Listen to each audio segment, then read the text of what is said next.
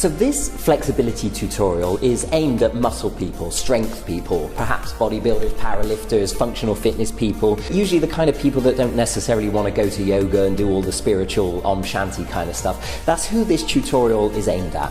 I've involved myself in many different kinds of activities: gymnastics, acrobatics, hand balancing, dance, ballet, capoeira, a little bit of boxing, and I did a natural bodybuilding competition. So I've got a broad spectrum of awareness of many different movement arts and disciplines, and this stretching and flexibility tutorial is aimed at muscle people. Anybody who's a little bit tight, maybe even climbers, maybe even endurance athletes such as cyclists or runners, you know, tight hamstrings, martial artists even. This tutorial is for exactly that kind of person.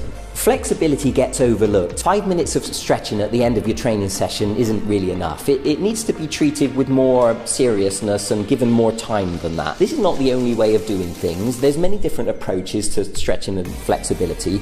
You know, the way that a yoga person will do it will have a certain flavor to it. The way that a circus contortionist stretches will be completely different again. I need a lot of flexibility for what I do. I'm a hand balancer. My overhead shoulder mobility needs to be very sort of precise, and so this is the stretching routine that I choose for myself. What you're going to notice is a lot of the stretches are 2 minutes long on each side, and we're stretching multiple positions for each muscle. And so we're going to be working on the splits, the front splits, the side splits, back bends, shoulder mobility, hip flexors are very important, quads.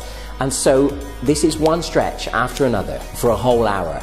I think you're going to like it. I think you're going to find it very practical and applicable, and I hope you find it useful. Ben Lowry, Circoplex.tv.